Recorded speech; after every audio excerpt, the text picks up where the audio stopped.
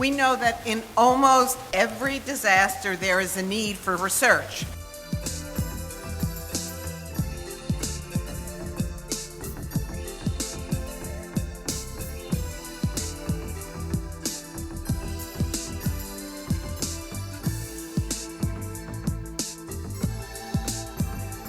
How would you feel living in one of these homes and having just this fence separating you from the refinery?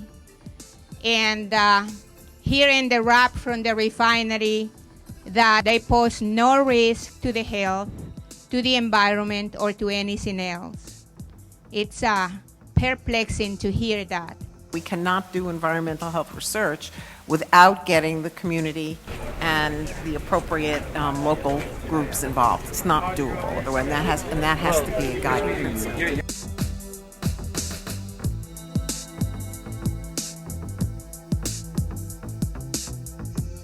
What we want to explore today is the basic newspaper story of who, what, when, why, where, and how of disaster research. Knowing our resources, our processes, our challenges, and our gaps will be an important part of the discussion today. There has to be a really clear outcome for the members, so it's not just research for research's sake, that there has to be something linked to the outcome of their exposure.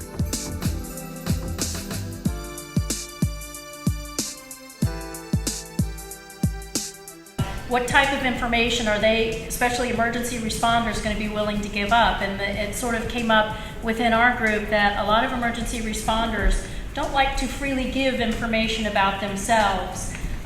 So we thought instead of asking them specifically, especially for baseline information, would be to go back to their agencies like the fire departments or the police departments and try to get that baseline information, because a lot of these responders aren't going to willingly give up that information themselves. So the group discussed the accessibility of surveys online in different languages, which would allow the capacity to analyze the data right away.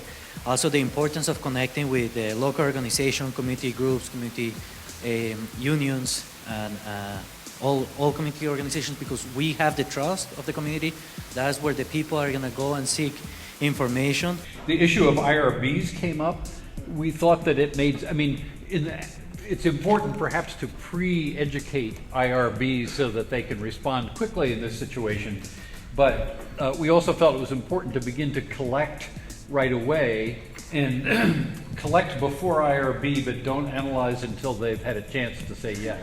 Well, I think it was a great time to identify a potential significant resource for inclusion in our future planning processes in the state. So that's a real positive of mine. It's a great chance to meet folks face to face. For us at the local levels with our COEC and with our IHSFC, it's important not only for us to engage our communities, but to enable them to help drive the research process. So I'd like to see that happen. As research evolved, we would be the key group to bring that information back to communities and have them understand real-time research findings as they evolved. And in addition, bring back to researchers new opportunities, such as this table talked about, where there would be new opportunities for research.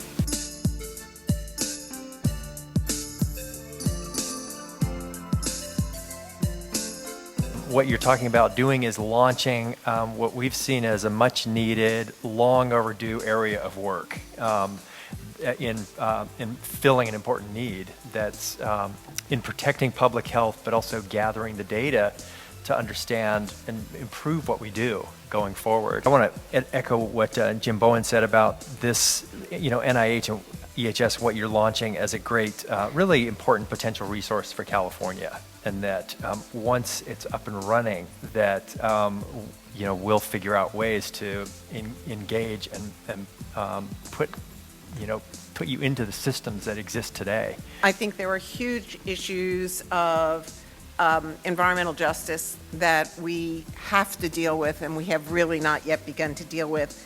And I really hope that for everyone in this room, the exercise today has opened all of our eyes to the potential for research that can inform how to respond to a disaster situations.